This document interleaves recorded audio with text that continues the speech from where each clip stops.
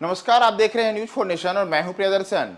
बिहार के मुख्यमंत्री नीतीश कुमार का ड्रीम प्रोजेक्ट सुल्तानगंज अगवानी घाट गंगा पुल ताश के पत्तों की तरह भरभरा कर गिर गया और 1717 करोड़ रुपए की लागत से इस निर्माणाधीन पुल के गिरने के बाद अब जब बिहार सरकार की चारों तरफ से किरकिरी हो रही है तो पहली कार्रवाई के रूप में एग्जीक्यूटिव इंजीनियर को सस्पेंड कर दिया गया है।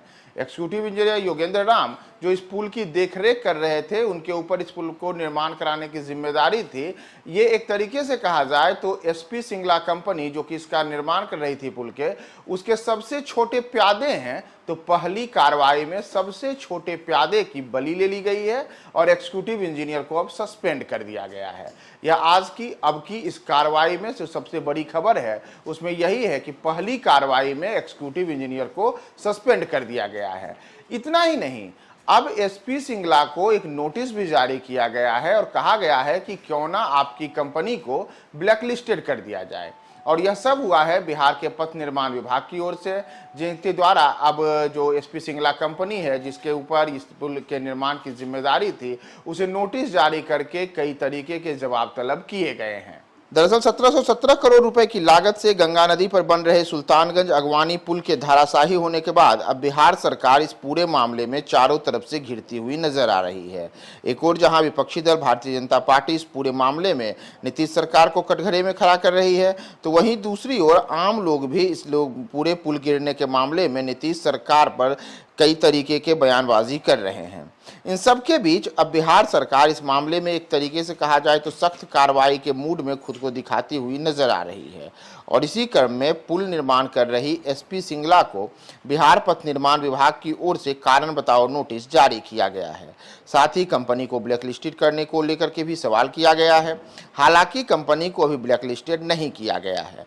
पथ निर्माण विभाग के अपर मुख्य सचिव प्रत्यय अमृत की तरफ से एसपी सिंगला को नोटिस जारी किया गया है और इसमें कंपनी के एमडी से पूछा गया है कि क्यों ना आपकी कंपनी को ब्लैकलिस्ट कर दिया जाए। इतना ही नहीं, अगर पुल हादसे में एसपी सिंगला कंपनी दोषी पाई गई तो उस स्थिति में कंपनी से 600 करोड़ रुपए रिस्क एंड कास्ट आधार पर वसूली होगी। वहीं सिंगला कंपनी की बैंक गारंटी के रूप में जो 200 करोड़ रुपए थे उसे भी बिहार सरकार जब्त करेगी। लेकिन यह सब तब होगा जब 15 दिनों के भीतर बिहार पथ निर्माण विभाग के द्वारा जो ये नोटिस जारी किया गया है उसका जवाब कंपनी देगी और उसमें अगर कंपनी दोषी पाई गई तब यह सब कार्रवाई होगी।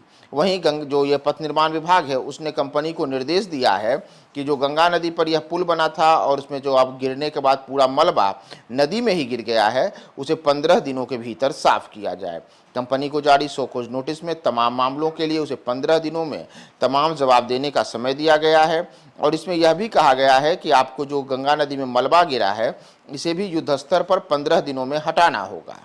वहीं पुल हादसे के बाद लगातार इस बात की चर्चा चल रही थी कि आखिर इस पुल हादसे के लिए जिम्मेदार और जवाबदेह कौन है, किस पर कार्रवाई हो। तो इन सब के बीच अब कार्यपालक अभियंता योगेंद्र राम को तत्काल प्रभाव से सस्पेंड कर दिया गया है। उन पर निर्माण गुणवत्ता की देखरेख करने में कोताही बरतने का आरोप है। खगड़िया मूल के योगेंद्र यहां पुल निर्माण का पूरा जिम्मा अपनी देखरेख में कर रहे थे। ऐसे में पुल गिरने के बाद पहली बड़ी कार्रवाई के रूप में कार्यपालक अभियंता पर गाज गिरी है।